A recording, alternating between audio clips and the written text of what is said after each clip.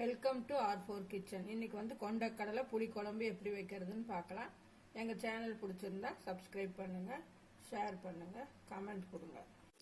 கொண்ட கடலை புளி குழம்பு எப்படி பண்றதுன்னு பார்க்கலாம்.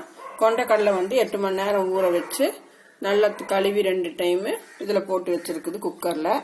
வெங்காயம் கட் பண்ணியும் போடலாம், இல்லைன்னா கொஞ்சம் வந்து 1க்கு 2 அம்மியில் அடிச்சும் போட்டுக்கலாம். மஞ்சத்தூள் கொஞ்சம் போட்டு இது வந்து 2 விசில் வேக விட்டுடலாம்.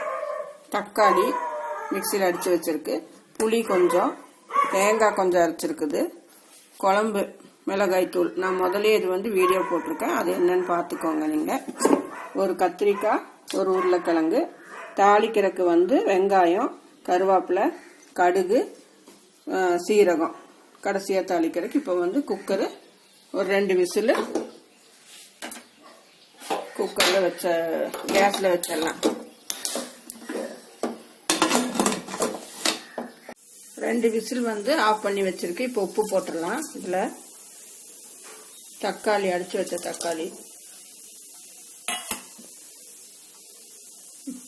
குழம்பு பொடி, காய்கறி, கத்திரிக்காய், உருளைக்கிழங்கு போட்டு நல்லா ஒரு கொதி வரட்டும். காய்கறி முக்கால் அளவு வெந்துருச்சு. இப்போ தேங்காய் போட்டுடலாம். தேங்காய் போட்டு 2 கொதி வரட்டும். அந்த பிறகு புளி போட்டுடலாம். காயெல்லாம் நல்லா வெந்துருச்சு. இப்போ வந்து புளி கொஞ்சம் ஊற்றி ஒரு கொதி வரட்டும், தாளிச்சு கொட்டிடலாம். கடாயில் எண்ணெய் விட்டு கடுகு போட்டாச்சு. பொரிஞ்ச உடனே வெங்காயம், முதல்ல வெங்காயம் போட்டுருக்கு, சும்மா 2-3 வெங்காயம் போட்டால் போதும். கருவேப்பிலை போட்டு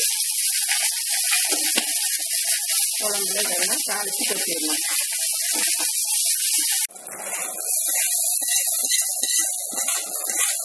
தாளிச்சு கொட்டியாச்சு. இப்போ ஸ்டவ் ஆஃப் பண்ணிடலாம்.